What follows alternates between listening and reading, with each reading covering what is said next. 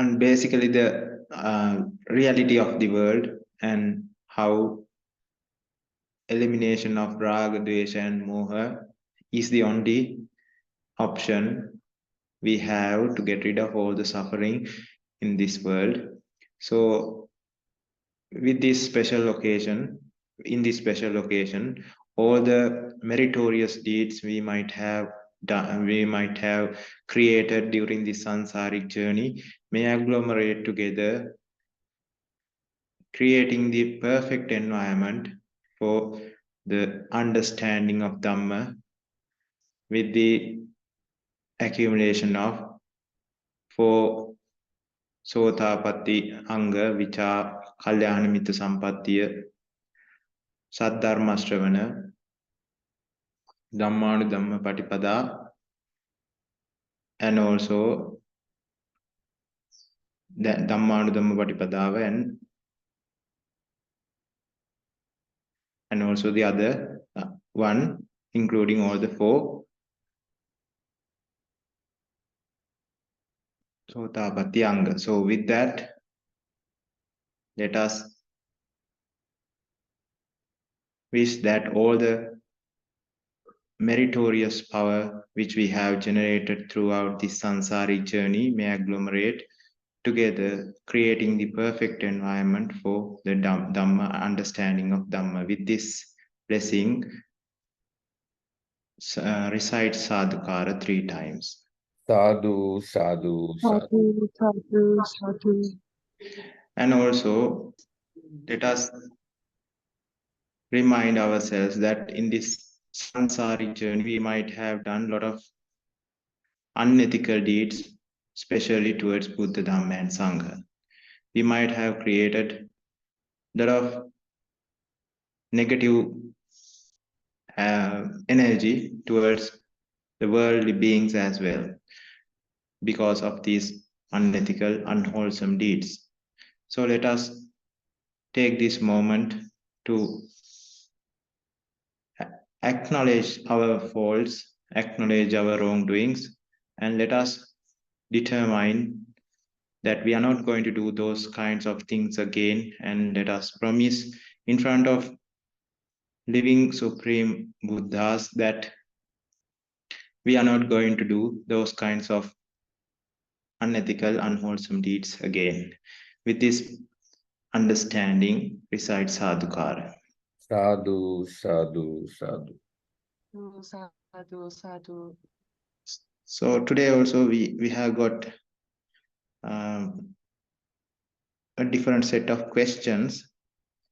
So I thought we'll build up this discussion based on the questions we have received.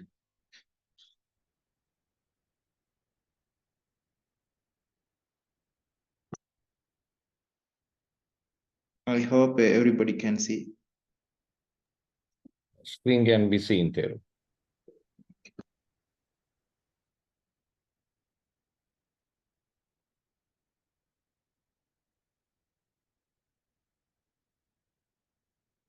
So we'll have this discussion based on the Paticca Samuppada we have discussed so far. And if I write down the Paticca Samuppada with the especially including the Abhyakrata Paticca Samuppada. So if someone is seeing an object, so this is the object and this is the eye. So when someone is seeing an object, it starts like when the eye meets the image, a chakku viññāna is formed.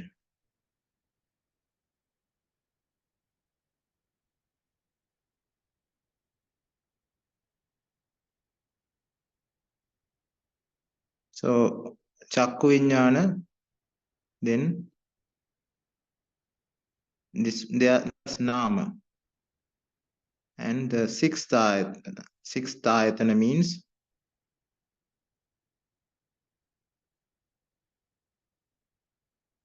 mana. Mana means the mind. So when it is taken up by the mind, there's phassa.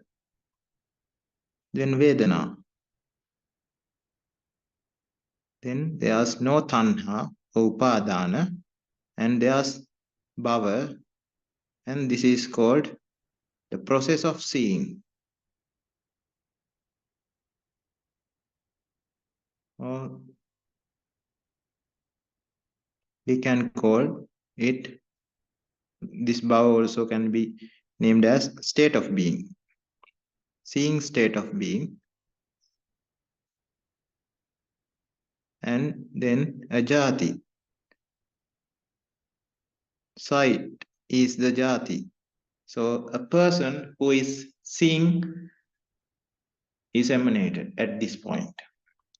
So now here at this point, we have all the information that we need about this image.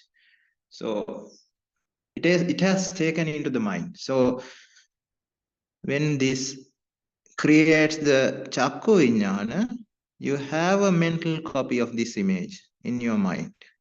So based on this image, the mental image only, you are starting the avidya.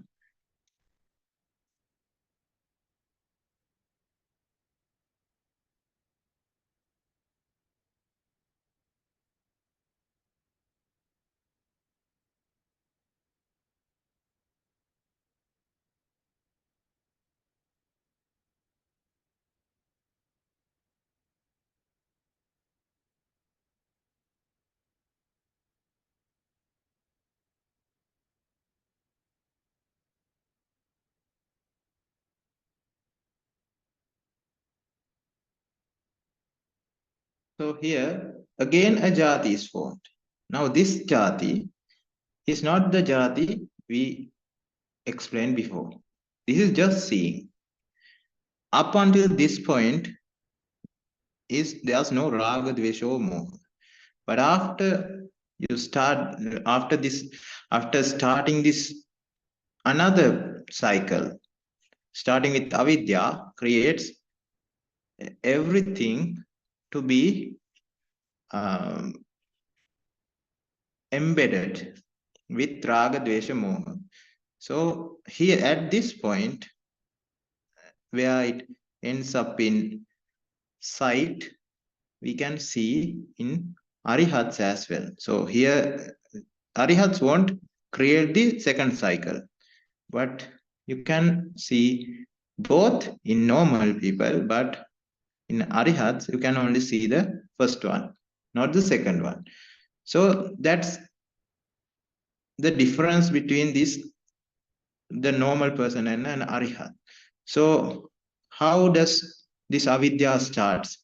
So at this point, when this jati is created, not exactly at this point, but when this Paticca is being created, you get Rupa, Vedana, Sanya, Sankhara, and Vijnana.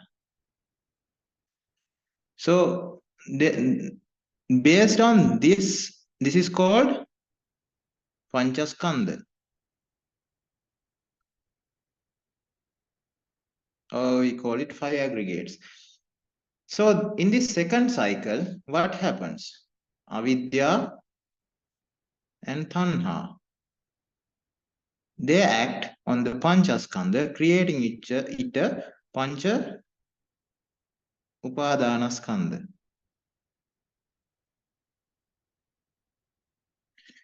So inputs for avidya to act on is created in the first cycle. So this is what is created, or Panchaskandha is what is created at the end of sight. So when this process is occurring, when this first cycle is occurring, it creates the Panchaskandha. So that's why we say that even an Arihat has the Arihat has the suffering which is related to Panchaskandha, or 5 aggregates. But since he does not create the second cycle, or since he does not have avidya and tanha, he does not create the second cycle. He does not create the pancha upadana skandha. The upadana is not there because he does not see any value in the item he sees. So we can apply this to sight, then he can apply it to hearing and smelling, tasting, touching, and thinking as well. It's the same cycle, but we are, as an example, we are getting the eye and the image. So here you work on this Panchaskandha here, starting, and you code it with avidya, and then you get Panchapadana Skandha. So that's how this works. So when you are trying to understand this, you should get rid of the scientific way of thinking, because it would actually restrict your thinking pattern. See, when it comes to Buddhism and Buddhist philosophy, these words are used in a way, in such a way that it should be understood in the context. You should understand the word in the understanding, after understanding the context or the surrounding. If you only understand the surrounding, you would be able to understand what is the meaning of the word. So here there are two Vedana. Here there's a Vedana and here's another Vedana. So there's a difference between these two. This is the Vedana that is even felt by an Arihat. When he sees his bowl, when he sees his robe, when he sees his hermitage, this is the Vedana he gets. But this Vedana is different. Why? There's avidya. This is avidya Vedana. So avidya applies to every part of here. So avidya sankara, avidya vinyana, avidya namarupa, avidya salayatana, avidya pasa, avidya Vedana, avidya tanha, upadana, bhava, jati. This is avidya jati. So this Vedana is called a different name, but when we are discussing, we just call it Vedana, but this is called Sampassa, Sampassaja Vedana.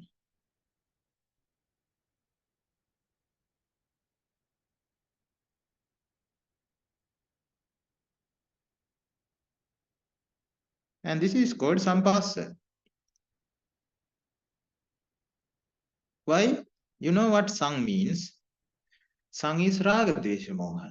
So here it's just Vedana and Passa and Vedana. But when it comes to the other cycle, it becomes Sampassa and Sampassaja Vedana.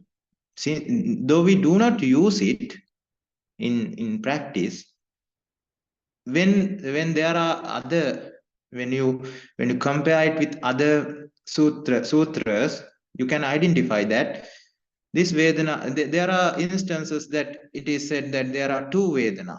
There's only, there are instances that it says that there's only one Vedana. In some sutras, it divides the Vedana into one. And there's two, some there's three. Now how does that differentiate? You have to take the idea of Vedana according to the context of the sutra. So it is when it is, and there are 6 as well. So when it is Vedana, and then when there's only one Vedana, it talks about the recognition of or the feeling.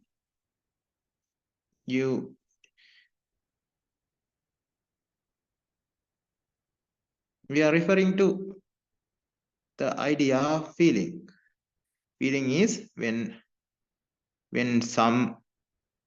when the external object meets the internal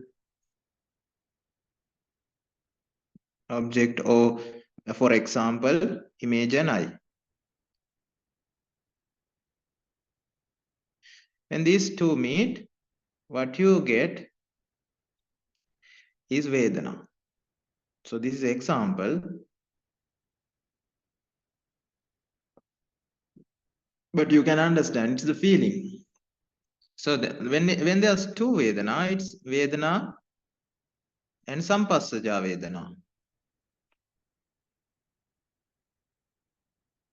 One is without avidya, this one is with raga, dvesha, moha, or with avidya. And there's another way of understanding it. What is that? Neutral. Now we are trying to understand the way or the nature of the Vedana. Neutral, or it can be blissful or suffering. So you can divide it into 3. And there's a way that you can divide it into 6 as well. Chakku Vedana, Sota, Ghana, Jivha, Kaya, and Mano. Now there are 6. And you can again divide, you can multiply 3 by 6 and you can get 18. And again, you can multiply it by 2 and you can get again 32, 36. And likewise, after you multiply it by what do you call past Vedana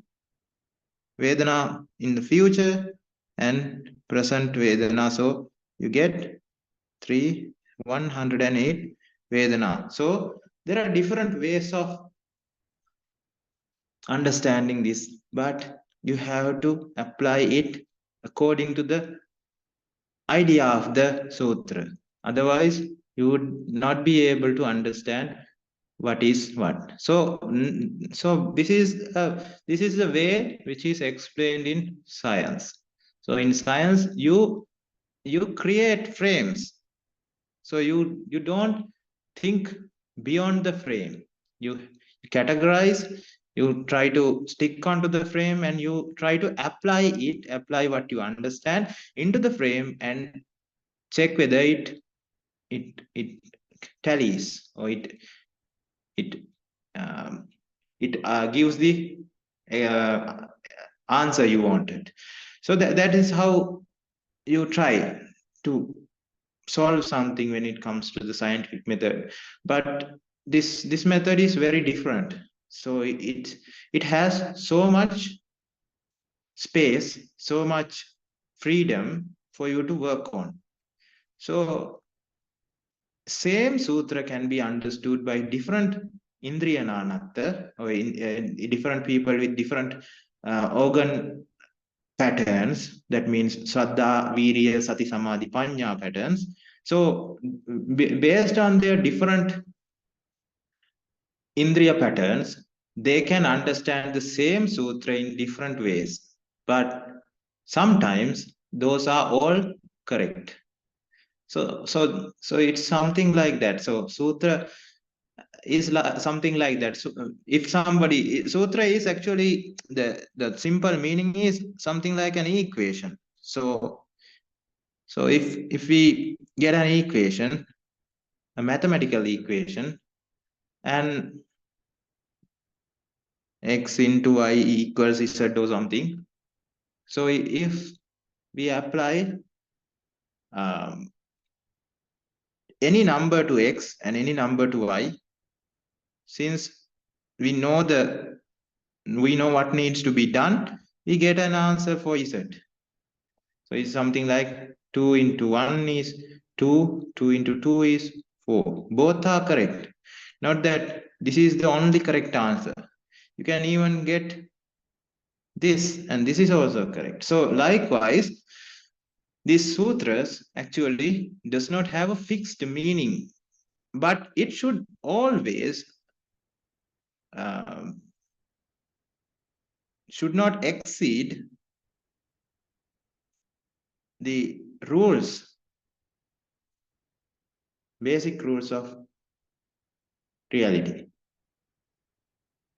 So that's you should apply it to the equation Dhamma and Vinaya. What is the equation? Chaturarya Satya, or the Four Noble Truths. Dhamma, Paticca Samuppada is a Dhamma. Then Vinaya. What is the Vinaya? Vinaya is actually Raga Vinaya, Dvesha Vinaya, and Moha Vinaya. What is Raga Vinaya? So, disciplining Raga. So, when if your way of thinking actually reduces Raga, reduces Dvesha, reduces Moha, then it can be, it is compatible with Vinaya, Raga Vinaya, Dvesha Vinaya, Moha Vinaya. So it is something like that. It is different from what we understand in what we try to do with this what you call science. So science is a very different subject, and this Dhamma is a very different subject. So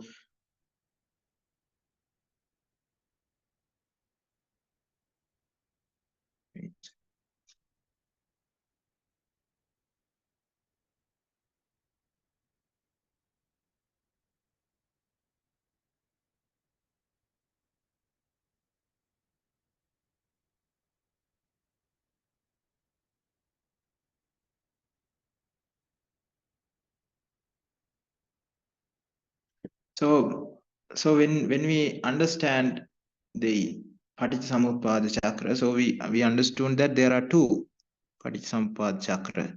So let's say this is a child, and this is your child. So if this is your child, so when you go through the Avyaprada Paticca you get the sight. You see a person, you understand, you see this person, and when you see the person, you have the Panchaskandha at that point.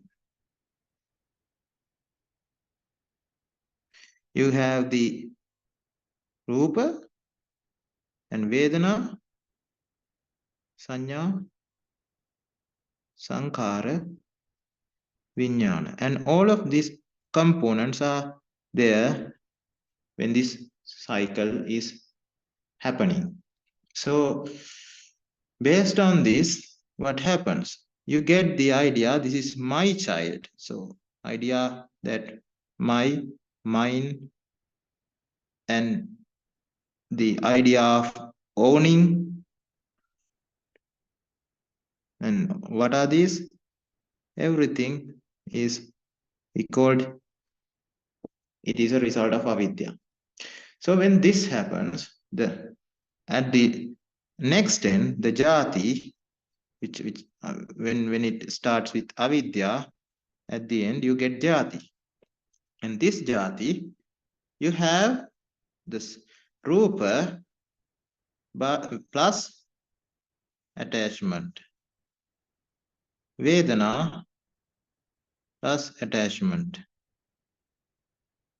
I mean, this part comes because of avidya.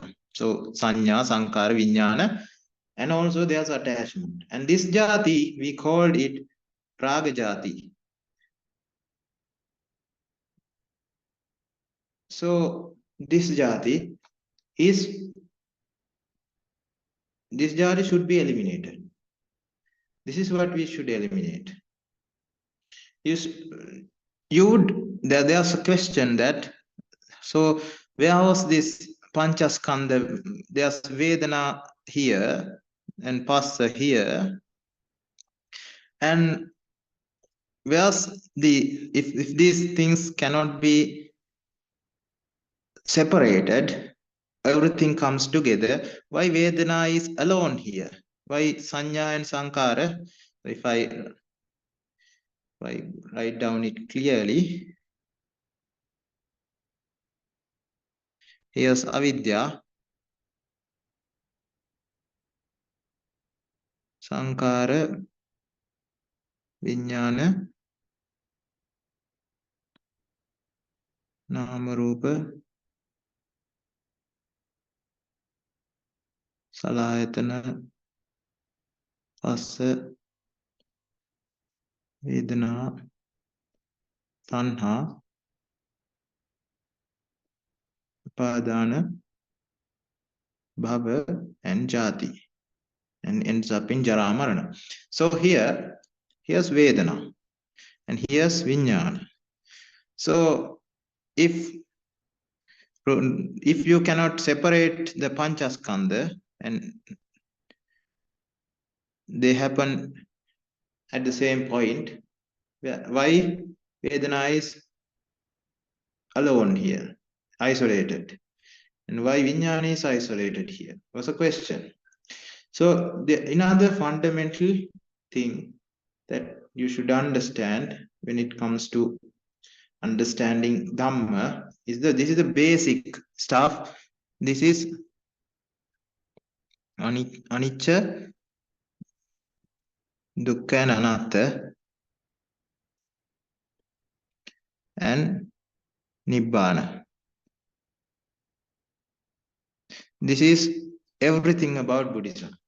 So this explains all the 56 books in Buddhism. So what is it about? You have to understand somehow the reality of the world, and you should, that is Anicca, Dukkha, Anatta, and you should realize that elimination of avidya and tanha, or the attachment or the value given to this word, when you see as anicca, dukkha, anatta, this value reduces, and you see that in fact is the best solution that you can get, and that is nibbana. And this is the whole story, just nothing else. So have this in your mind when you are trying to do vidarshana, when you are trying to read something, when you are trying to refer something. This is the framework you should work on. This should not be exceeded. So to make you understand, or to make everyone understand about this concept, Supreme Buddha used different kind of methods. He used Panchaskandha method. This is a way of looking at the world. There's ayatana, way of seeing it. Ayatana we can divide into dhatu, and then there's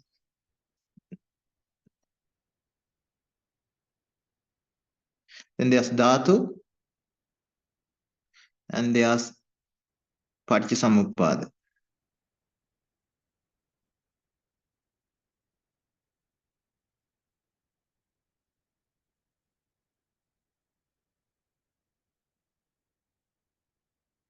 So here, this is a way you can, this is how you look at the world. So this is actually 4 types of classification. Here you get the world divided into Rupa, Vedana, Sanya, Sankara, Vijnana.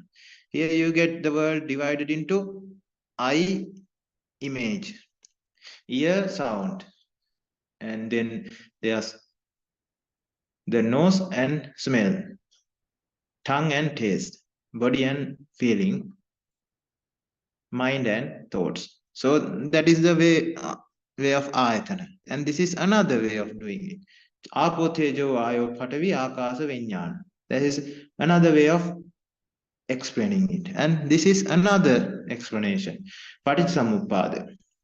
So these things actually can be merged in a very very, very, very fine level. That means those details are very fine, and you should go to the level of Citta Vithi and Tilakkhana. Otherwise, you would not be able to combine these two. But we don't need that much of deep and complicated things. We just need to do this, which is said above, anicca dukkha anatta, seeing the reality of the world and attaining nibbana, because we have seen the reality and we understand that there's no solution other than nibbana. So this in this panchaskandha method, you divide it into rupa, vedana, sanya, sankhara and vijnana. So this is how you see the world when you use this method. So it is not necessary for you to use all the methods. If someone understands ayatana more and ayatana well than panchaskandha, you can see the world as ayatana. Why this panchaskandha is always there in the Tripitaka, especially in most of the sutra, panchaskandha has been used for explanation purposes. Why is that? Explaining purposes. So there's a reason for that. If you go back to the history, there's a time where Kashyapa Buddha was there. So he also preached the same Dhamma as our Supreme Buddha. So after his passing away, after the Sasana got that means destroyed after some time, it just, you cannot find any people with or persons, noble people with the understanding. So the ruins of the Dhamma are here and there. Bits and pieces of Dhamma are here and there, and it is carried from generation to generation up until this our Supreme Buddha's time. So the people in that era used this Panchaskandha method, but it was in the Veda, not in because the Supreme Buddha, the Supreme Dhamma is already hidden and it was gone. That's why Supreme Buddha needs to make everyone understand or get enlightened and tell others about the message of Dhamma. Otherwise, nobody will know. But this small pieces, bits and pieces of Dhamma was there with the lay idea. So they used this Rupa, Vedana, Sanya, Sankhara, Vijnana a lot at that time.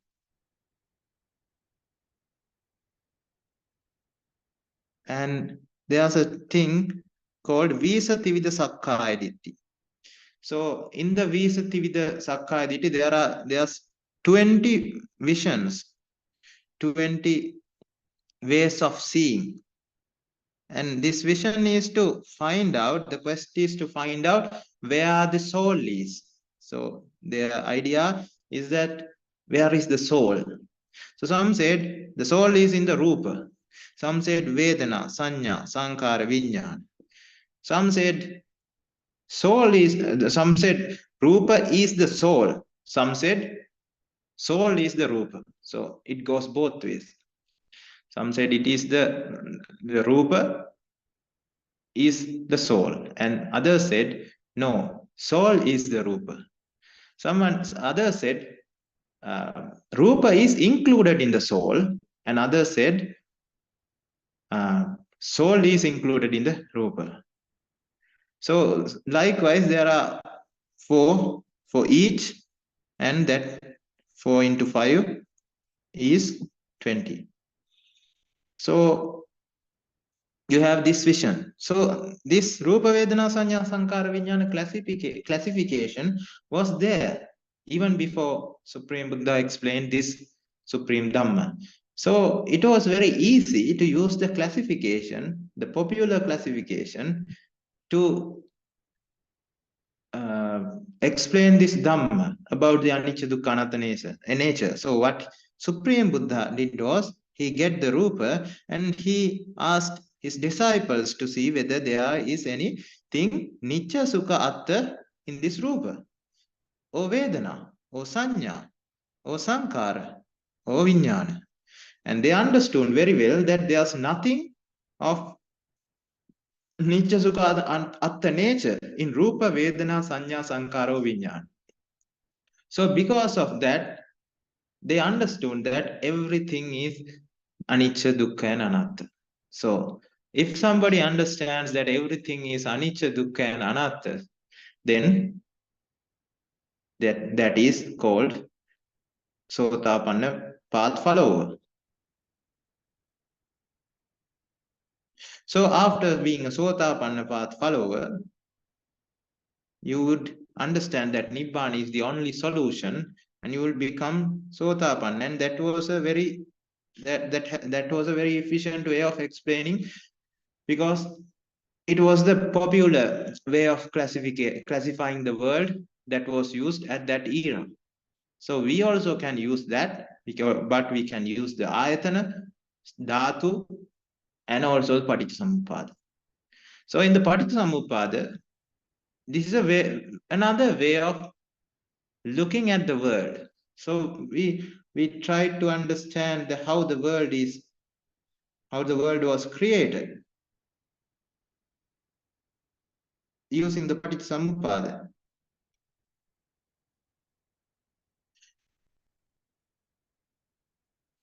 So here we saw how the world is created.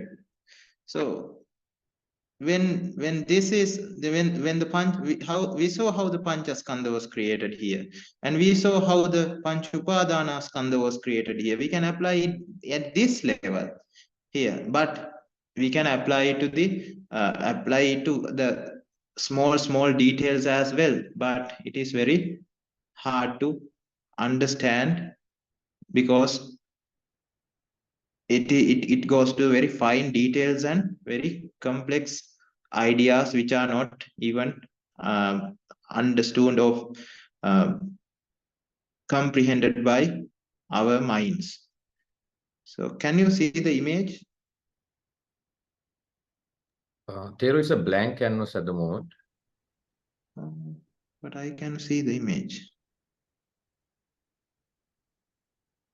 If you screen share that, now we can see it. All right. So with this explanation, you saw how our world works. So this is a way of looking at the world, how the world works. So we can use this method as well to understand Dhamma, to understand the reality. So here avidya, so there's three parts as raga, desha, moha. So everything is here, but this Paticca Samuppada cycle we explained is actually for raga, not dvesha. If it becomes dvesha, there's no tanha or upadana. Instead of tanha upadana, we have paticca and adimokha. So paticca means conflict. Adimokha means that becomes the priority. And again, the other parts are the same. There's this small differences, and for moha there are two Paticca just like these two. For raga there's one, and we see this in the book, in the whiteboard, and there's one for dvesha, there's two for moha, vichikicha and uddhacha. So we don't need that much of detail though to understand the Supreme Dhamma. So all we need to understand is, when we start this Paticca Samuppada, we get a suffering. They are suffering in this Abhyakata Paticca Samuppada as well. But when it comes to this Avidya Paticca Samuppada, it is two sufferings. That means there's this suffering, Vedana, suffering due to Vedana, which is which is felt regardless of wherever you are. If you are an Arihat, even if you are a lay person, even if you are a living being in this world, still living, not attained the supreme bliss after passing away, then you get subjected to this Vedana, and there's the suffering because of that Vedana. And there are three parts of suffering. So that is very important. There's a very important part that needs to be understood here. So say this Vedana. So you know that this Chakku Vijnana is formed because of an image entering the eye, or image, the light rays entering the eye that was reflected from an image. So this image in nature can be so it's better if we could take not the eye and image, but the body and touch, because it is very easy to understand when you get those two. So let's get here the body and the touch, and also the feeling of that means Pattabha Vijnana, the Vijnana which is formed after. This is a pin, a sharp pin, and this is your body, and when it hits, you get the Pattabha Vijnana. So when there's this Pattabha Vijnana, you know that this is not a nice feeling when you get when you hit with a pin. So the Passa and Vedana becomes suffering. So the Vedana is originally in suffering nature here. So this can be a pin, or this can be a, let's say it's a very nice bed with a good mattress, and the feeling here is actually blissful. If you sit on a rock and if you sit on a cushion, there's a difference. One is perceived as rough and suffering, and the other one would be perceived as blissful. And if you sit on in a just a flat surface, then that can be neutral. So you get all three: suffering Vedana, blissful Vedana, and neutral Vedana at the level of Abhyakata Paticca. So even an Arihat would feel when someone is hitting him or hurting, creating bodily harm, he would feel that as suffering. If somebody is offering a nice seat, a place to stay, he would feel that as blissful sensation. And if it is a neutral input, then it would be felt as neutral. So the jati would be according to the Vedana. So the Panchaskandha also would be according to the Vedana. But there's something that does not happen in a Arihat. He does not exceed this point. This point is not exceeded. So what's the difference of an Arihat and a normal person? So a normal person, if it is a suffering Vedana, if that avidya is there, we called it avidya anusaya. So the anusaya is something like this. So you have a matchbox and a match. There's no fire yet, but the matchbox and the match can have the potential. They have the potential to create fire. So that potential is this is an analogy, and using that analogy, try to understand what avidya is. So if you have avidya, which is the, let's say it's the match, and the matchbox is the external stimulus that comes. So if these two comes, then this is avidya anusaya. The match is the avidya anusaya, and the what do you call the input which comes is the matchbox. So when those two collides, since they have the potential to create fire, then thus the avidya paccaya sankhara starts. So it's something like that. So if that person has this avidya anusaya, if he has become an anagami, the avidya anusaya to create paticca is gone. So that person would not feel that person would not start this. It would not start that this paticca would not start in that person's mind. So suffering, because of this suffering vedana, because of the jati which was created, based on that, avidya paccaya sankhara would start, and the dosa paticca would be the one occurring at that point. If it's a blissful stimulus that comes, then this raga paticca would start if the person has the anusaya for that specific input stimuli. Some people would like clothes, some people would not.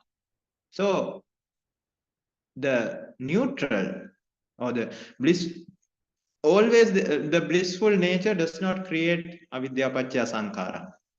It is only if the person has we try to understand that this avidya is like a ball of clay. So because of external stimulus, because of the inputs of other people, inputs of asappurusa, or whatever the inputs you get, your shape of avidya changes to that specific vijnana. So it creates a vijnana in a specific shape that is deficient, and that looks for that external item. So that vijnana looks for the external item because of the shape of avidya, initial shape of avidya, which is the idea that there are valuable things in the external world as images, sounds, smells, states, touches, and thoughts. So with this since everyone has the this viewpoint or delusional way of thinking, this is changed into a different shapes based on external stimuli. And if this shape is there, or if that anusaya or the potential is there in one's life, then as soon as that person gets the input, this would initiate. This avidya paccaya sankhara cycle would get initiated. So if it is as said, if it is a suffering input, then dvesha would be starting. Desha paticca. And if it's a blissful one, then raga paticca would be starting. And if it's a neutral one, then again moha paticca would be starting. How do we detect it? Now what we want is we want to eliminate this the paticca that occurs, that is written in the right side. We need to eliminate that paticca which is starting with avidya. So what are we going to do? How do we detect that we have created the other one, the unwanted paticca? There's a way of knowing that. That is by you can feel the suffering. Can feel that you can feel raga dvesha moha. In other words, it's raga dosa moha. So you can feel the raga dosa moha, or you can feel the suffering. So after jati, what is there? Jara marana.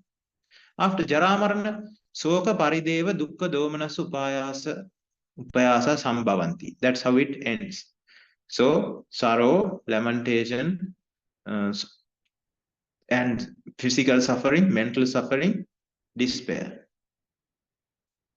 So these can be felt. So as soon as you feel this, you know, so this is how you would work your way. And this is how you practice your pathway. So as soon as you understand, as soon as you realize that there's this suffering because of a blissful sensation, the blissful sensation can come and it will go, and there's no problem with that. Then suffering sensation, there's always a suffering element to the suffering sensation, but you have to see whether it is enhanced with avidya. So let's say somebody's hand get injured. So you can feel the touch or the pain. You can feel it. You can feel the pain in your hand, and it is injured, and you feel the pain. But based on that pain, avidya starts. What do you create? Now this is advesha paticca samuppada. So you are thinking about what can happen to your hand. It can this can get infected. This can give me so much pain, and this is the person who hurt me, and everything would pile up, and because of that, the amount of suffering would be increased. So if you get a chart, this is the physical pain that you feel. This is the mental suffering that you create based on that physical pain because of avidya. So this is what you need to. You cannot eliminate the physical pain. You have to take medicine, and you have to hope that this would get better. That's all. That's the only thing you can do about it. But the mental suffering, what you actually feel is, if you apply to this example, the pain at that point, at that moment. You cannot feel the pain which is ahead of you. That means in the future. You cannot feel the pain which is in the past. Now this is Vedananupassana. So you're only feeling the pain at the right moment, at this moment. So, but what your avidya does is, it thinks about the future, past, and the present, and it combines all three, and it creates a big story. That whether thinking that this would not get cured for another 10 to 12 days, and I would be in pain for so much time, and I wouldn't be able to do this stuff and that work, and I would lose this, and lose this. I wouldn't be able to complete my tasks, and this could get infected. And what if I lose my hand because of this injury? And this is the person who harmed me, harmed my hand, and all the things would pile up, and the suffering, and you would start crying, because this is what happens when avidya starts. So it's something like that. So if it is a blissful sensation, let's say it's a nice bed or a cushion, then that is blissful. And avidya starts there. And what happens? Based on the avidya, there's a chart. So you feel the bliss or the blissful sensation here, but you increase it because you create salayatana. You know that how salayatana is made. So the normal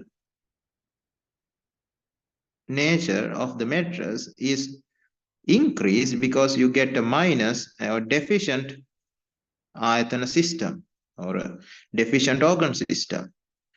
So deficient organs perceive this as more blissful. So an additional part is created. This is the passa that is there, and this is the sampassa, which you create based on the passa.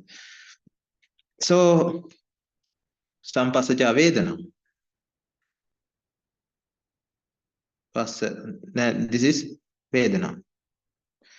And this is sampassaja vedana. So those are different. So because of this, what happens? Since it is something you create in your mind, you would, after jara marana, you took it as valuable. That is the reason, that is the avidya. So if you take something as valuable, since it ends up in jara marana, what is the result?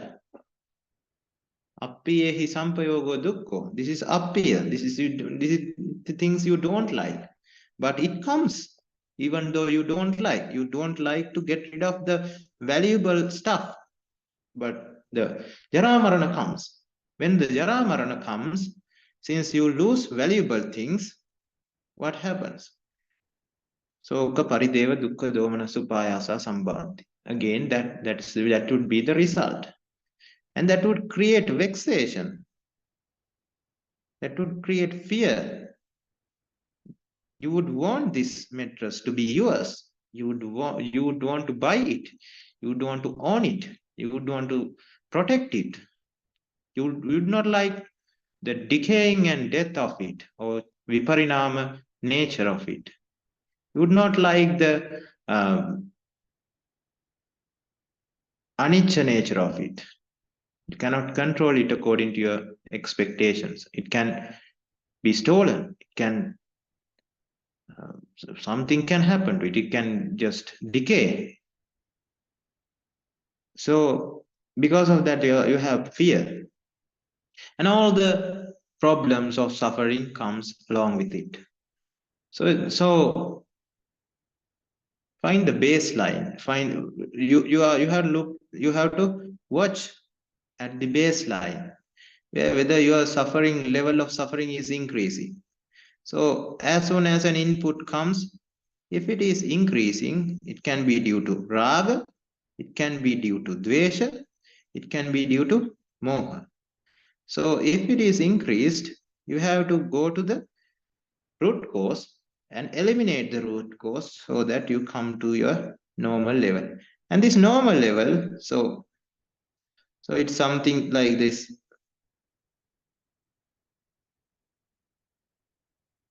So when you have, this is about Vedana Anupassana. So you have your Vedana level is like this. What does Raga do? Raga is a fire. So it increases the suffering. Dvesha is also fire. Moha is also fire. So we are mainly focusing on Raga and Dvesha because Moha is hidden and cannot be found easily. But when you get rid of Raga and Dvesha, Moha will be, you would be able to eliminate Moha along with Raga and Dvesha, and most of Moha would be gone, and fine and very fine level of Moha would be eliminated by the Samadhi, which you would develop because you have eliminated Raga and Dvesha. So moha would be eliminated with the samadhi. So you get a suffering. So you are neutral, or the level of Vedana was like this, and all of a sudden it increases the level of suffering. At that point, you have to look at the stimulus that came. So I was normally casually walking on the street, and I saw this nice motorbike, and it increased my level of raga. Oh, what you feel is you feel like looking at it again and again. What you do is you turn your head and you turn even your body, and you would stop your vehicle or you stop your journey, and you would come to a halt, and just this Paticca Samuppada will be taking over your actions. So you are just looking at it, and what happens? The motorbike just goes towards the horizon, and you are not able to see it again now, because it is moving. So you feel that, oh, this surge of suffering, because you had to part with something you like. You are parted with it, but it is the nature of the world. Now your Paticca would start, and it would create various thoughts, because now it is trying to compensate the suffering with thinking, because you are not able to see it now. If it was you were able to see it, then you would just try to see it as much as possible, and you would want to go near it, you would want to touch it, and in a similar way you would want to buy it. It would increase, the level of suffering would increase, the amount of work you have to do to get rid of the suffering would increase, and that is also suffering. And at the end, the end result would be jara marana, suffering again. So when this happens, when the suffering level of suffering increases, you have to see what's the stimulus that created it. You have to eliminate avidya. So now that's our goal here. So to eliminate avidya is what? We know that it is nicca sukha atta subha. So if it is nicca sukha atta subha, the opposite, anicca dukkha anatta asubha, would be the elimination of avidya. So take that stimulus and see it as anicca dukkha and anatta. So that Paticca cycle would not be able to work, because there's no fuel that pushes it, or that creates the pathway. So this is a way of thinking. Now we are focusing on the Paticca cycle pathway, but this is not the only pathway. So if you don't understand this pathway, there are other ways. There are 84,000 ways of understanding this Dhamma. So if this is not the way for you, there might be another one. So you have to ask questions. So that's the only way you can understand. You can understand your way, and it is the only way you can find the missing pieces of the puzzle. Otherwise, you would have these missing pieces, and we would not be able to understand that you have these parts missing in your understanding, and we would just explain other things, and your missing puzzle, part of the puzzle would not be one of them. So because of that, try to focus on this, and try to work this, try to use this Dhamma in your day-to-day life, and try to apply it, and try to use it practically. So when you use it practically, if it works, then you would understand that this is working, and this is the way, and I should continue this. And if you have problems on the way, you can ask. If your thing is not working, then you have to ask, I did this, and I did exactly as explained, but it did not work. What's the problem? So if that's the case, then we can dig in and try to understand what is the missing part of the puzzle, and we can fulfill the deficiency and complete our understanding. So that's how it goes. I'm not sure whether we were able to complete all the questions that was posted today, but I think you got a good idea about how you should practice this Dhamma. So about the neutral state, I forgot about it. So we discussed about the blissful state and suffering state, and there's this neutral state. So this neutral state is something like that. This. So when you have, let's say you are in a peaceful environment, you are in a vacation, and there's no happy feelings or happy inputs that is coming, or suffering inputs that are coming through your senses. You are just leaned on a chair and you are just looking at the faraway distance, and this is very neutral. But aren't you attached to that? You're attached to that. You are attached to that neutral nature. You don't want that to go away. Now that's a problem. So attachment comes with avidya, and you are attached to the neutral state, and you don't want that to go away. So because of that, again, since you cannot control this world according to your expectations, according to your will, what would happen? This time would end. You would like to be in this neutral state forever, but you have work. The vacation would end. Someone would disturb your peace. Something can happen, and that would create the exact same results of you losing a valuable thing. So you have to, when you feel that you are attached to this neutral nature, again you have to apply anicca dukkha anatta, because you would feel that fear. What if I can stay like this forever? What if I don't have work, I don't have responsibilities, duties?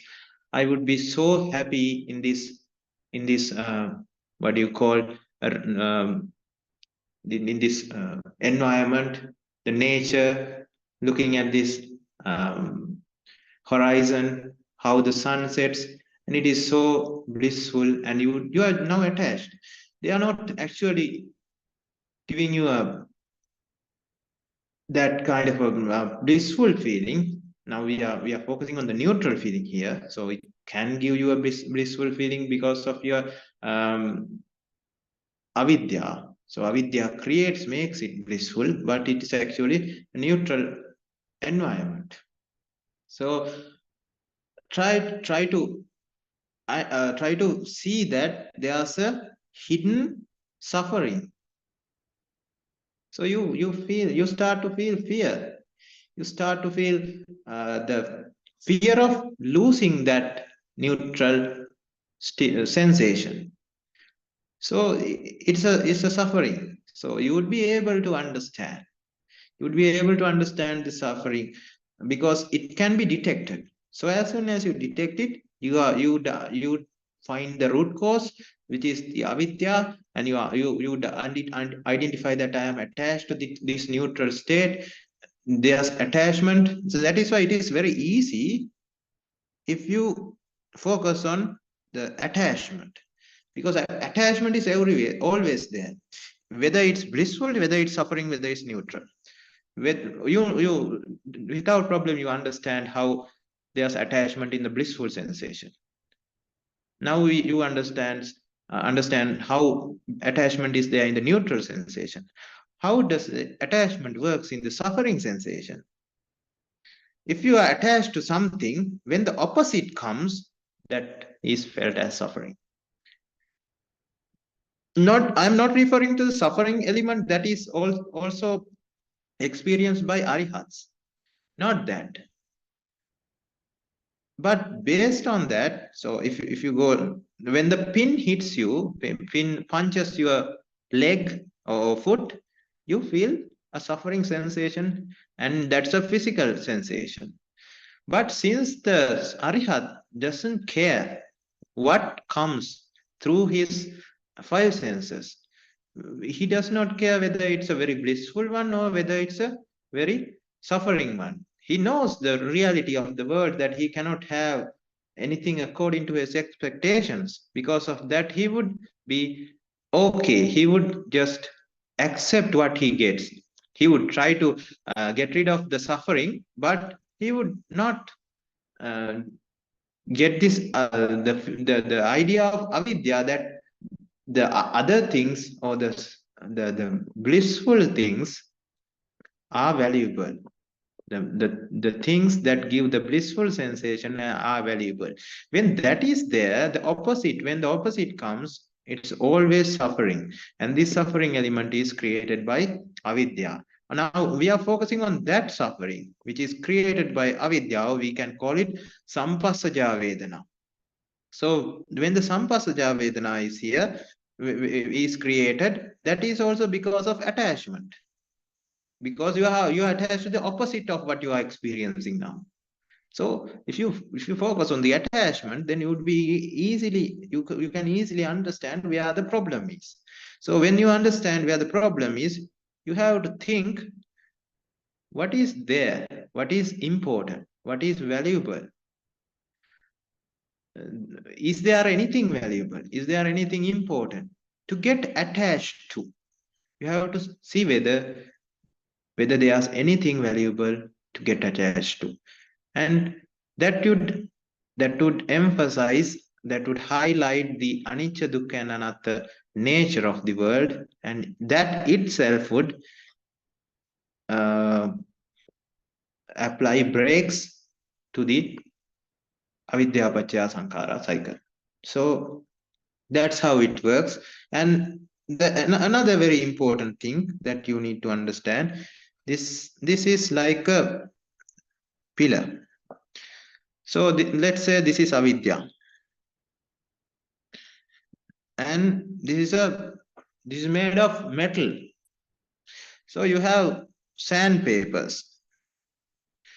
So what you do is you use the sandpaper and you stroke it on this piece of metal until it flattens, until this comes to the level of the ground. So you are going to sandpaper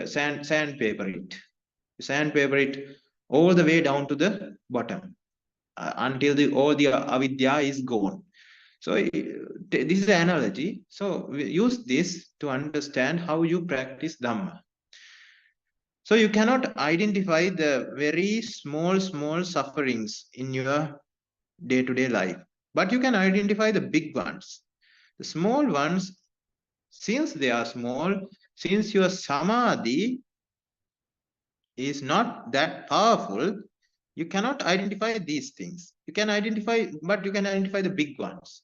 So work on the big ones, just like you are working on the immediately the surface that is seen. You are working on this surface. You cannot work on this surface because there's this much of metal above it. So you can only work on the surface.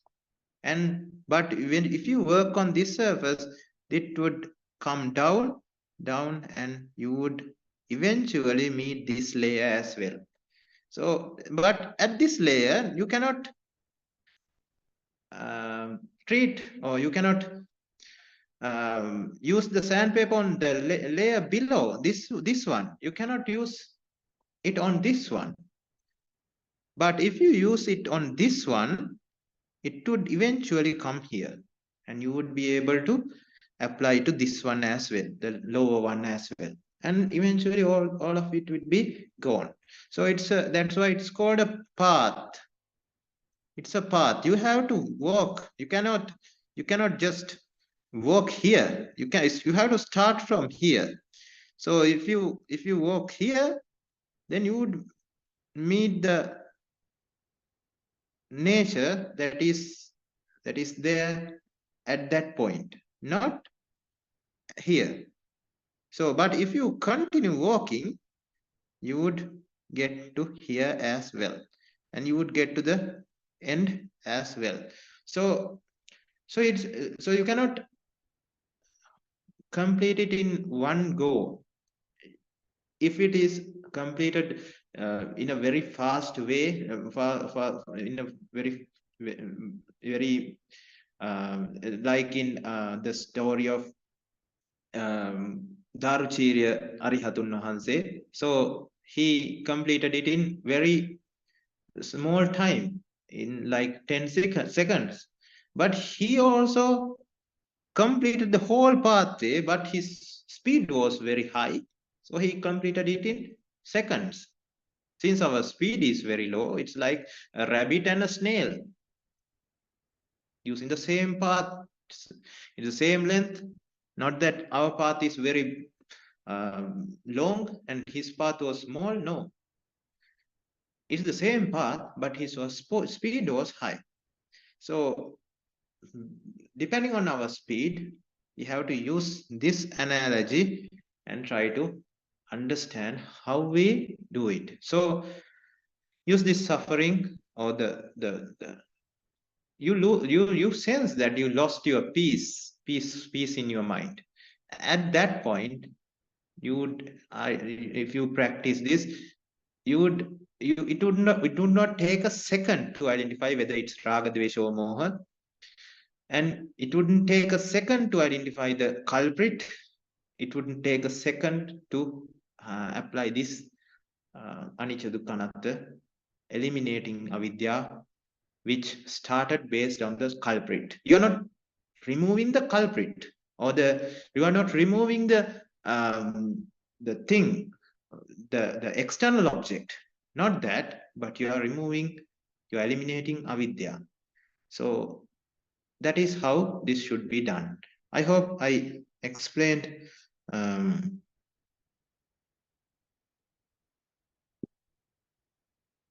the answers to all the questions that was posted, but and these are very important ones.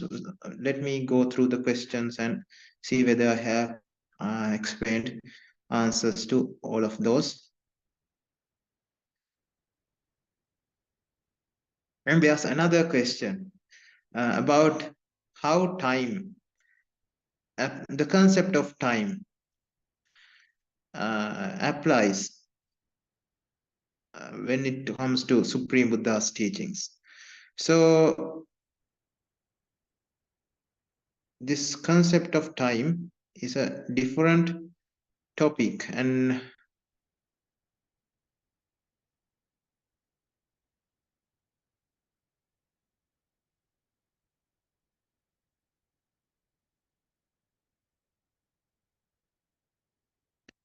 so concept of time, so it is actually in our minds. So if I may tell you a story about what first hand, or it's a experience that it is stated in science as well. You might have read about it, or you might have not, but I'll tell you, there's these instances where some people feel the same amount of time as the time is relative to every person. So there's this experience some go through in near-death experiences, where they let's say, for example, there are times that this person gets hit by a car, and he ends up in hospital in a near-death experience. So at that point, he meets this vehicle, a collide, and at that point where the collision happens, he experiences that 2 seconds like 2 hours. So he sees this vehicle coming towards him. He cannot do anything about it. His body and his the car and everything else in the environment is slowed down, but he can feel it like his thinking speed is very high. He can think, and he feels it like 2 hours. So he feels like, should I go this way? Should I go that way? Whatever I do, I cannot speed this up. It just comes towards me. Even if I try to jump, the jumping speed and the vehicle speed is always same. So I would not be able to do anything about it. So I would eventually meet my maker, or I would eventually die. And he would remember all the people he loved and everything. And eventually he would meet with the accident. And we know the story because he lived to tell the tale. So there's actually a experience of a devotee that he told me about an incident, similar incident that has happened in this in his life. So he was in his car driving, and he wanted to get the vehicle. It was a cab, I think. It's a pickup. So he wanted to get it out of the garage. So he reversed the car, but he did not know that his mother was behind. So he did it in a bit of a hurry. So the speed was high, and the mother met with an accident because the vehicle was going backwards, and it hit her.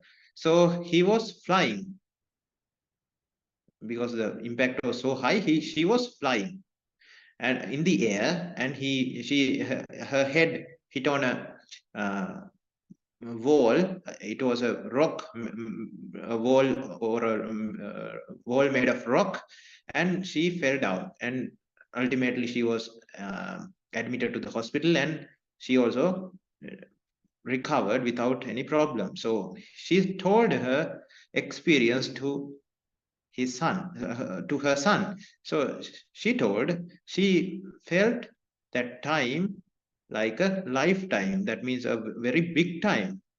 So she was, while she was up in the air, while she was flying in the trajectory, she was thinking about whether my son was the one who was driving the vehicle, whether he might have met with the Anantariya Papa Karma, or a bad what do you call those unwholesome deed, that is the maximum which could take him to the hell. And did he do that kind of a thing?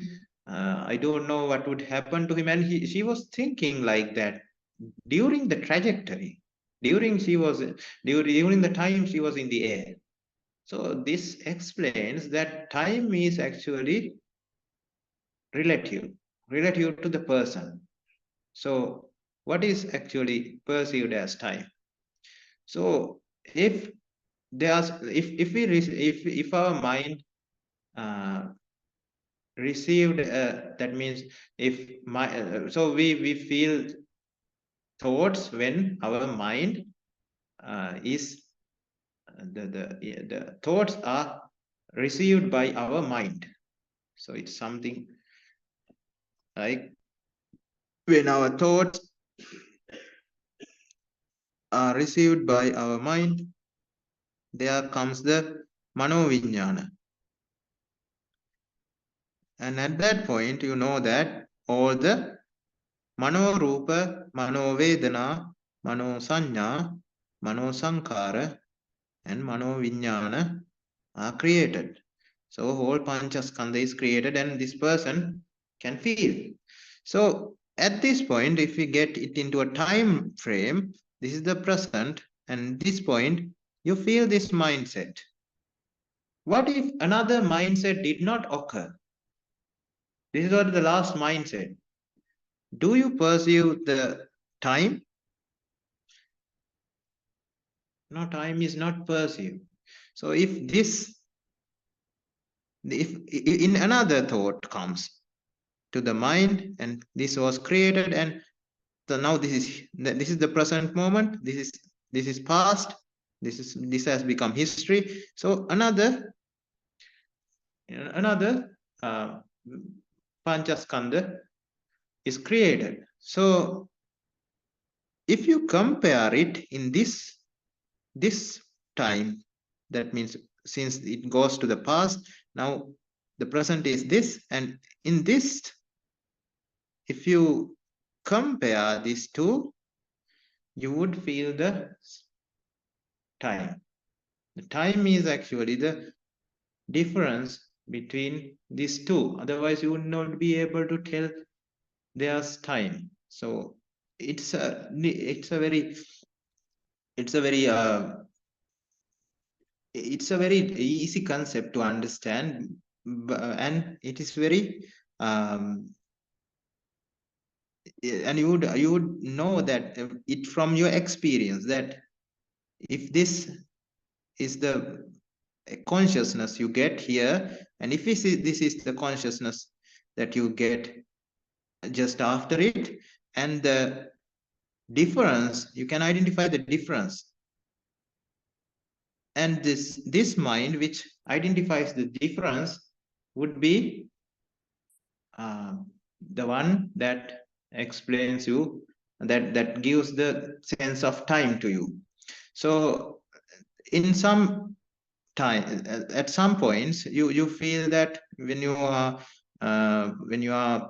busy with some work, you don't feel the time going. 2 hours has passed, you only felt like 2 minutes, let's say 30 minutes. You only felt like 30 minutes. At some points, you only 30 minutes have passed, and you felt it like 2 hours. So it's how the feeling occurs. So in some yogis, they do dhyana, and they are there for 2 days, and they do not feel that 2 days have passed. Something like that. So it's relative to this the recalling of your the time. So if there's this what do you call, thoughts here and here, and the time period, when you think of recall about the time period, you would be able to understand that this much of time has passed. Otherwise, so it's a mirage, or it's a delusion of our mind that creates the time. So when someone becomes an when someone attains nibbana, then let's say our supreme Buddha, so he does not perceive the sense of time, because there's no minds that are being created that gives the sense of time. Even an Arihat would know that this much of time has passed, because he, in his mind also, this thought process is generated from it is generated continuously until he attains the supreme bliss of Nibbana. So after at the passing away, so that's how it works. So the space, there's a question as the how do you perceive the sense of space? So space is perceived by the 5 senses, and it is also actually then printed into the mind as a manorupa. So only through this manorupa you would be able to identify the idea of this space as well. So it is due to Apo, Tejo, Vayo, and Patavi, along with Akasa. So akasa is actually the space. So this akasa is felt by our mind, and the inputs are taken with the five senses: ears, eyes, ears, nose, tongue, and body. So since these things work in synchronization, eyes, ears, nose, tongue, and body, they work in very they help each other to get a wholesome idea of what you are experiencing. Say you are there's somebody here, a person, and he's tapping this what you call table. So just like this, tapping the table. So you can see it, and you can even feel it at the same point, and you can hear it coming from the same point. So these work in collaboration to give the idea of, or the idea of it gives information about or information of various modalities to isolate the same point. And this is actually taken into the mind as a mental picture, and so you mentally get the idea about space. So you get the idea about space in the mental space. Or it's a XYZ space, or a space with depth, height, and width. So in that space, you would be able to identify the sense of isolation or location and space. So that, I think, that gives you an idea about how this is perceived. It is not necessary to know these things exactly, because as I said earlier, it is mainly about understanding. Now we explained in the beginning in a box that anicca, dukkha, anatta, and nibbana are the two things that we need to focus on when it comes to Buddhism, because there are various kinds of sciences, various kinds of philosophies that explains the outer world, mind, our mind, how the mind works, how the solar system works, how everything else works. But Supreme Buddha's Dhamma is not for that. It is to eliminate all the sufferings, and only for that purpose. So we have to use this Dhamma for that purpose. We have to complete the pathway to attain that only. So with that viewpoint only, try to focus on Dhamma. Try to understand and do vidarshana with that understanding, so that you would not get out of the track and lose your focus. So I hope I was able to answer all the questions you have posted. If you have any more questions, you can ask, and maybe depending on the things we have discussed today, you may have various questions. If you have any questions about today's discussion and what we have discussed so far, you can ask.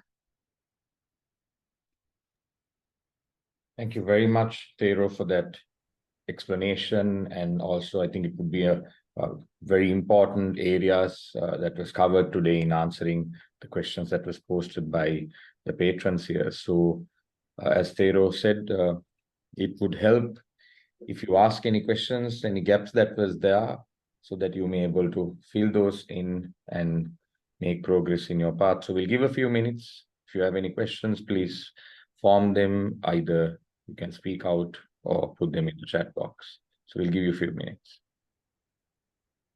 And excuse me for a moment.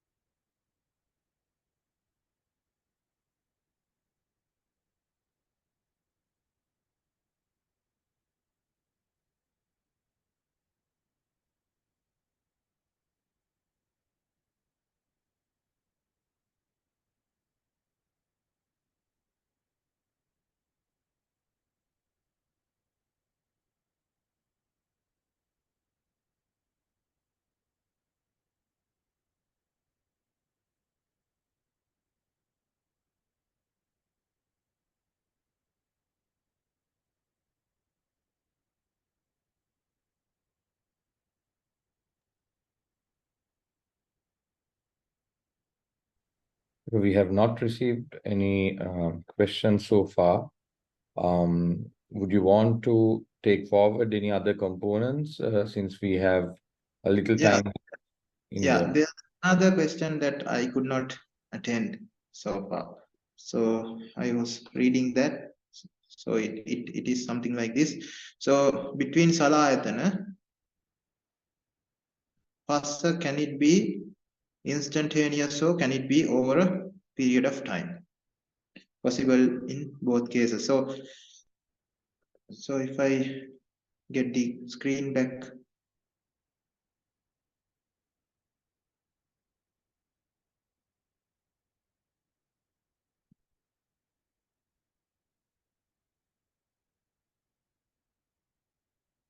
So something about Paticca. So the Paticca is something like it is very it is a very broad topic. So and it is something like a tip of the iceberg. So we cannot identify most of it. We only can see the tip of the iceberg, and it is very but the iceberg is tip of the iceberg is enough for our understanding, to complete our understanding. But there are a lot of ways that we can see this Paticca. There are various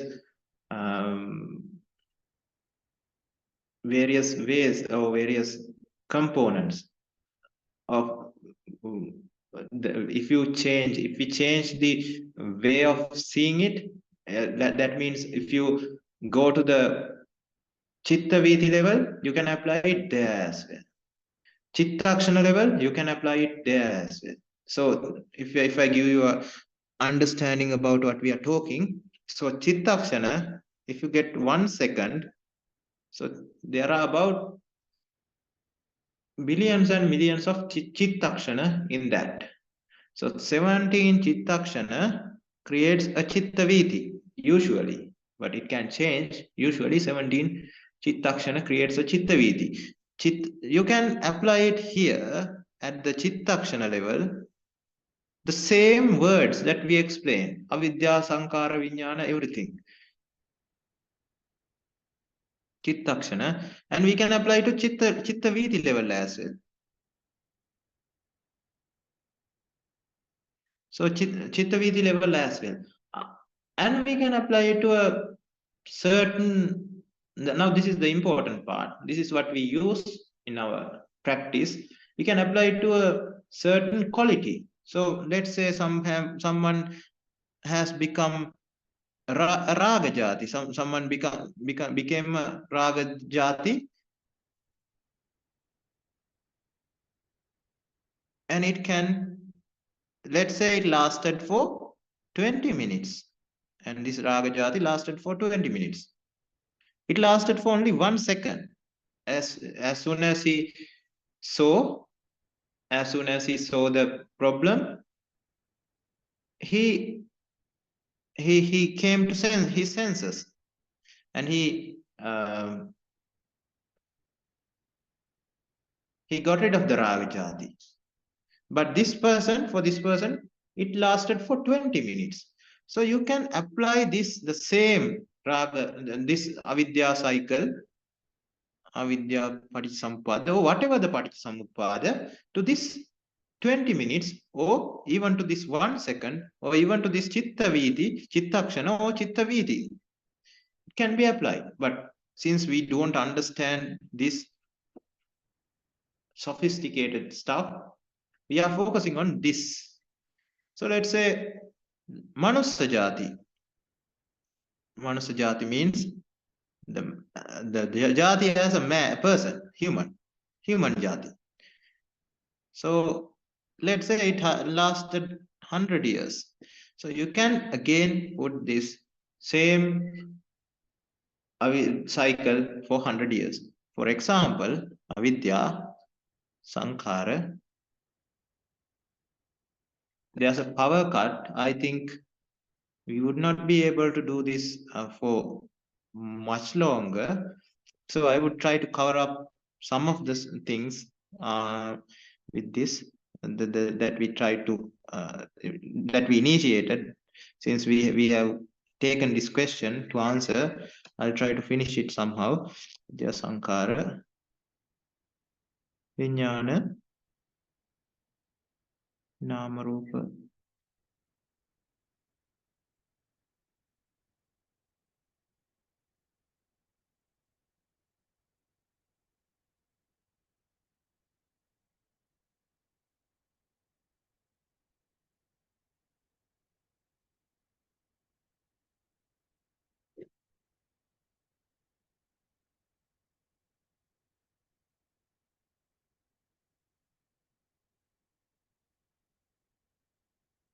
Bhava Jati.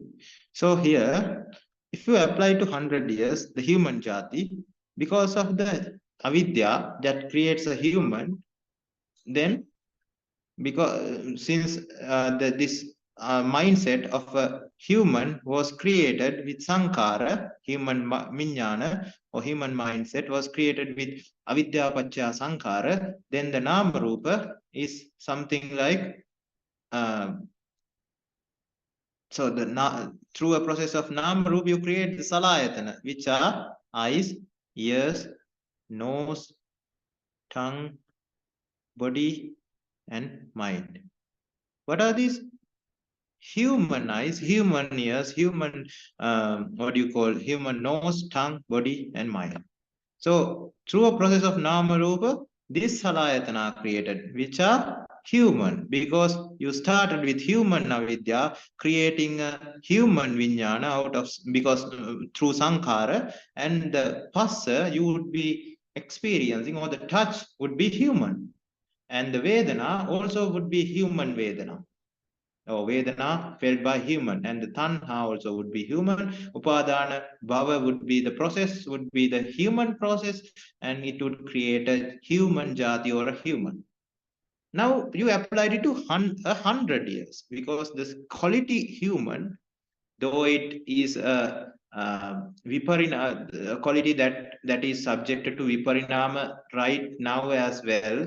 That means but the quality, the same nature of the quality can be seen for 100 years. The human quality, human face, human body, human mind, everything, as the set of qualities are there for, that means they are similar for 100 years. So we compile the whole 100 years and we call that person a human who lasted 100 years. So we can apply that this Paticca Samuppada for 100 years as well. So this passa was applying, we are applying it for 100 years, and the Vedana also for 100 years. Now this, if you apply to this Raga Jati, so the person who was going in the street, seeing the nice dress, starting a raga mind. So avidya, the person who wanted to buy the dress, or the dress seeking mindset, or the vijnana, and the namarupa creating salayatana, dress seeking eyes, dress seeking ears, nose, tongue, body, and mind, especially eyes, ears, and mind, not nose, tongue, and body.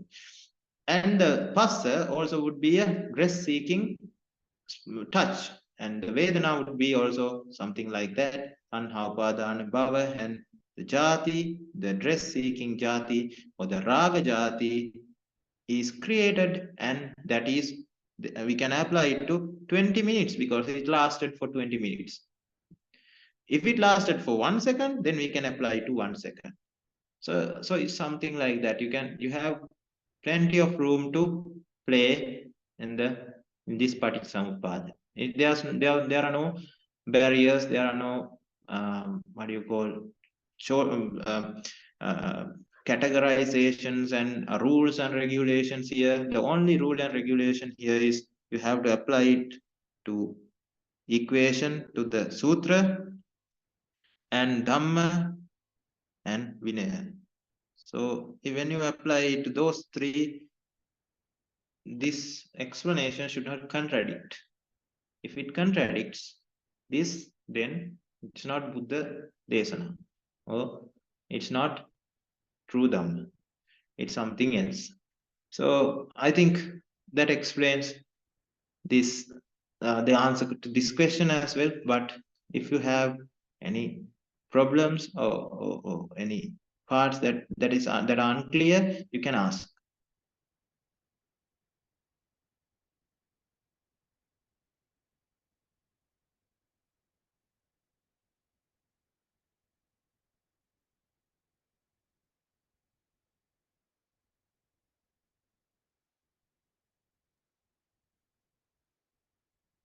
As the questions may come in, I just wanted to maybe add something where you could further touch on, since you are referring to the practical part of it in application in terms of even for how long you'd use it.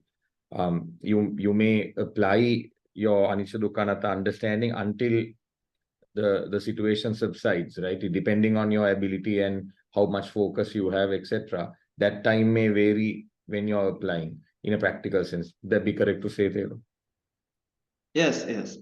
Now that when you have a raga dvesha moha situation, especially in the beginning, you would take more time, because so you not fight with the mindset, the raga mindset. No, you should not do that, because that is going against anicca. You are trying to control your mind according to your expectation, and that cannot be done. You are not trying to fight with your mindset, which is going through a series of ragic ideas or dvesha ideas or moha ideas. You are trying to you just let it go, and you are trying to dig in, and you are trying to find the root cause, and you are trying to switch it off. That means it's like turning the power off, or the electricity off from the main switch. So all the other switches would get turned off automatically.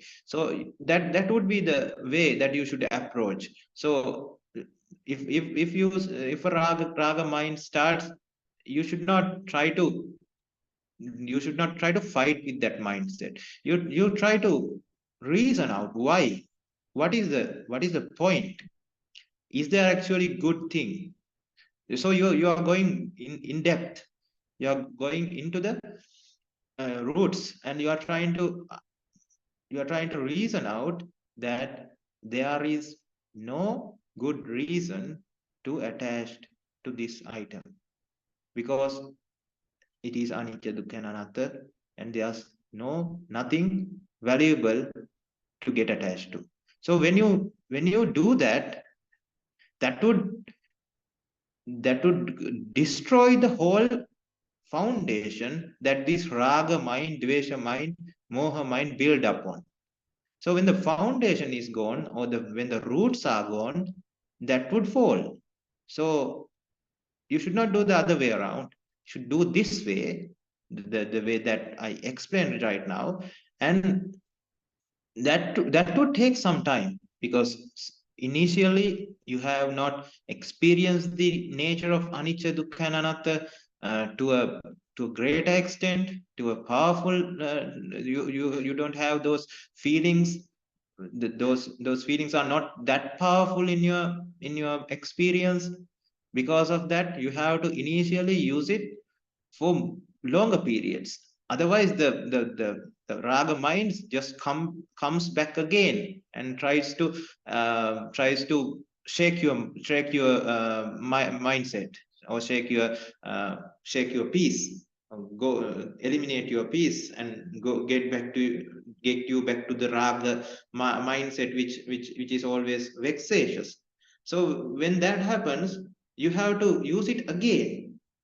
Use the technique used again and again, and use it for longer periods. And when you do that, your mind would grow, and your wisdom would grow, and there would be a time that you would be able to use it very very minorly. That means you just used it, you just saw what is truth, and that would be enough, and the raga mind would be gone, and it would not come back, resurface.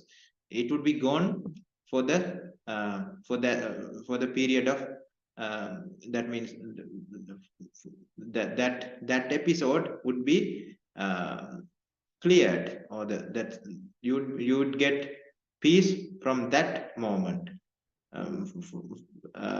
And if it happens again, if the stimulus comes again on the next day or next instance, then again you have to think about it. But again, it would be for a shorter period, and the effort you have to put would be reduced, and this would grow, and the amount, the effort you should put for the same problem would get reduced and reduced and reduced, and ultimately it would just wouldn't be a problem for you anymore. And that would be the end of that problem. Not every problem, but if you apply it to all the problems, that would be the end of all the problems, and that would be Nibbana. And Thera, for that same explanation, it's while one understands the anicca dukkha nature, it's also important that you experience the Nibbana feeling, which is happening, and then you build on that so that you know a feeling that is better than the worldly version of it, so that once you put anicca dukkha anatta, you switch to the right place. Could you maybe explain a little bit that process also? That's very important that you highlighted that up, because it is, if you do not see, if you do not focus on Nibbana, or if you do not focus on the peace and the non-attached and calm nature that you get when you are have eliminated raga dvesha moha, if you do not focus on it, if you do not see the value of it, then it would be just hard, because you are always seeing the sufferings and you are not seeing the blissful part. You have to see the blissful part, otherwise it would not be fulfilling, and it would not be a blissful journey. It would be a suffering journey, because you are always thinking about anicca dukkha and anatta, and you are not thinking about the peace and the blissfulness you are received when you are when you have eliminated raga dvesha. Say you have a raga mind, so let's say the same example where you are going after this cloth or a dress. So you are going after this dress, and somehow you applied anicca dukkha anatta, and that mindset was eliminated, and that you got rid of that mindset, and you feel again that you feel the same calm and quiet and peacefulness that you experienced just before seeing that dress. So as soon as you saw the dress, your peace was gone, your calmness was gone. Your mind was just racing towards the dress, and you are trying to buy it, and your mind was planning everything that could that is possible to obtain that dress. So at that point you applied anicca dukkha anatta, and when you applied anicca dukkha anatta, you could get rid of the roots of that problem. And as soon as the roots are gone, you 100% understood that this was a very useless, pointless thing that you tried to do, and you feel it, not that you uh, you remember it, you feel it in your mind. When you feel it in your mind because of the wisdom, what happens? You have to now focus on the calm and quiet and peaceful mind that was just that just occurred. It is not going after anything. It is not there's no pain, there's no vexation, there's no the pain of effort, there's no suffering that is because of jara marana or viparinama dukkha, or you got rid of all sankhara dukkha, viparinama dukkha, and dukkha dukkha. So think about the blissfulness you are experiencing right now. always remember that elimination of suffering is blissful. That is the way of thinking that we are practicing in Buddhist philosophy. So you're not going after new blissfulness, which should be taken or which should be obtained from the external environment. You are just focusing on what you get, or in other words, the peace and freedom and the elimination of suffering, the amount of suffering that was eliminated as blissful. And that is this is how you see Nibbana in this example, or the example where you wanted to buy a dress. And if you apply to all the things, you would remind yourself that I was going after these kinds of things, these kinds of job opportunities, I was a very competitive person. I was trying to catch the moon, catch the sun. That was my initial way of thinking, and I was so busy. I was doing a lot of things to achieve that, and my mind was so vexatious, and my mind was asking for so many things, that these are good, that are good, and everything. And I had to go through a lot of suffering when those did not occur as I expected, and they end up in decay and death or jara marana, giving the viparinama dukkha. Now my mindset is so calm that I can peacefully be happy of the amount of things that I have, or amount of comforts that I have, and I don't have any regrets about not having the other ones. And because of the sufferings are not there, how blissful is that? And that would be your mindset. How blissful is that? Because all the sufferings, all the problems that was caused when I was going after this materialistic world was just gone. To this extent, not that it is fully removed, because you are just in the pathway and just you are walking towards the end, you are in the middle of the pathway. So you have not eliminated everything, but up to this point, there are things that you have eliminated. And think about the sufferings that you have eliminated, and how peaceful and how blissful it is, because the sufferings are gone. Just like when you have ended what do you call exam, when you have finished an exam, you feel when you have submitted the papers of a research or something, you have been working on, you have been using your time, and you are using your efforts, and you have been busy because of that. So you're suffering because of this thing. So when this overs, or when it ends, after exam or a submission or whatever, now you feel that, so I feel so much happy. Not that you are feeling anything, you are not seeing any new images, you are not hearing any sounds, you are not tasting anything, you are not smelling anything, you are not getting any touch, so you are not getting nothing out of your five senses, but you feel so happy. Why is that? Because all the pain and suffering and busyness and hectic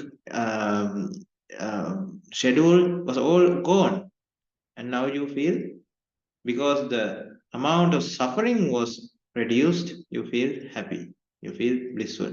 This is a lay example, but this wouldn't be the case for that means a normal person. Even though he applies it here, he would never be able to apply it to sensual pleasures, the things that the world find appreciated, valuable. So we are applying it to that level, where the worldly beings find it to the things that the worldly beings find it appreciative, find it valuable. So we are applying this theory in that level, and we are getting rid of the things that they appreciated, and in the process we are happy that we have got rid of all the sufferings, because they do not see the suffering which is hidden, but we see, as we have seen the Dhamma, the Sankara Dukkha, Viparinama Dukkha, and Dukkha Dukkha.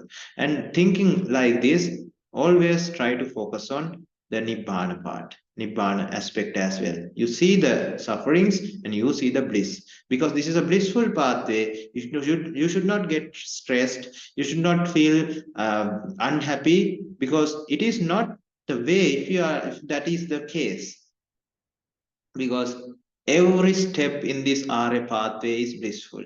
Not that it is not, it does not increase your suffering. If it is, if this is a pathway that reduces the suffering, it should exactly do that. If it increases the suffering, then you have to ask questions. Then you have to question about your understanding and try to understand more about the idea of Dhamma.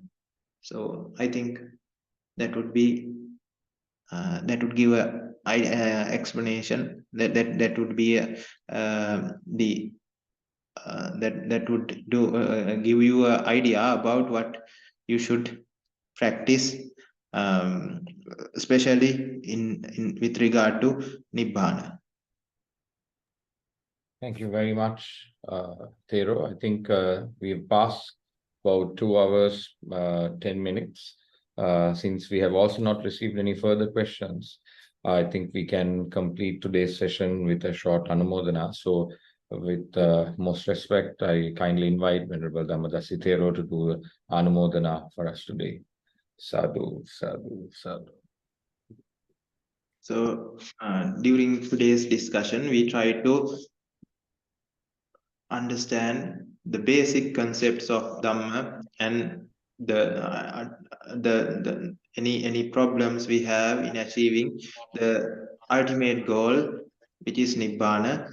So through this Dhamma discussion, we were able to generate a lot of merits, immeasurable amounts of merits, and we thought, we talked, and we used our actions, and these sankhara that we created are all for the purpose of Nibbana, to understanding Anicca, Dukkha, and Anatta.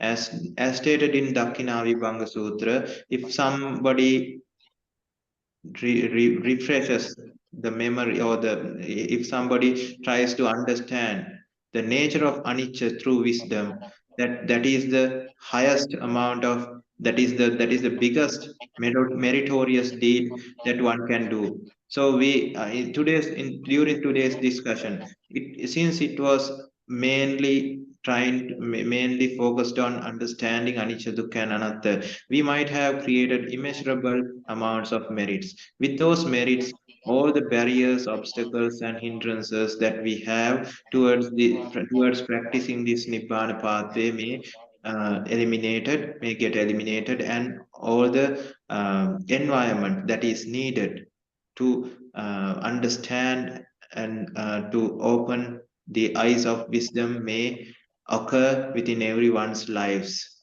Accept this blessing with the sadhukara.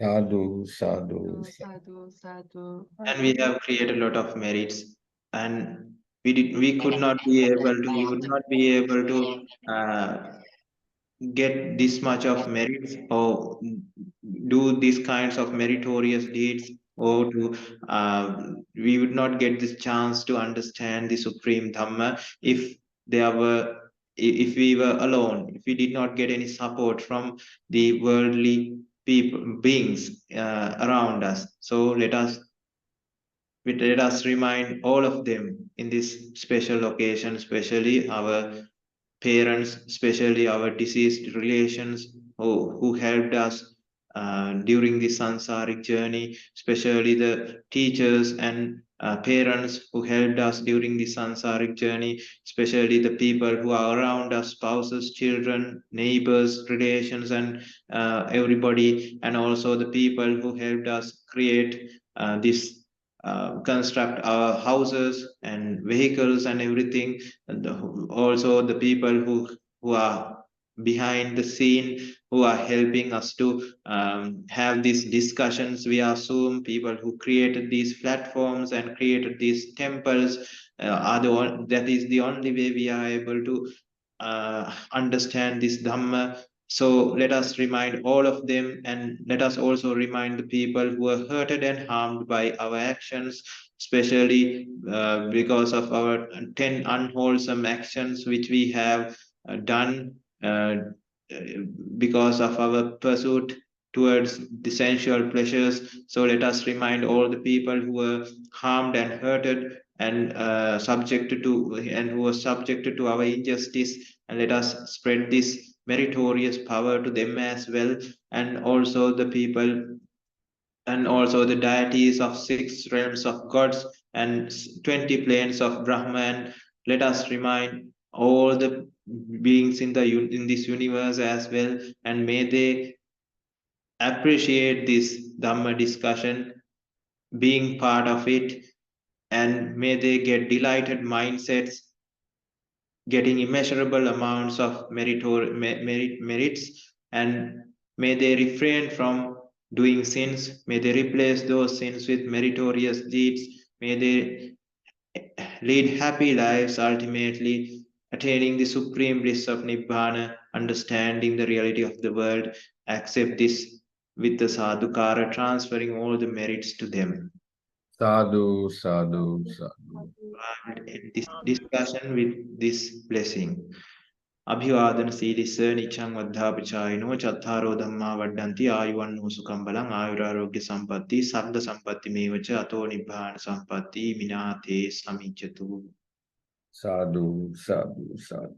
Thank you very much, Venerable Thero, for your time and the valuable explanations given to all of us. Also to all the patrons who had sent the questions that helped all of us to better understand the Dhamma. With that, we close the session. Theruvan Saranai to all. Theruvan Saranai, Abraham. Theruvan Saranai, everyone. Saranai.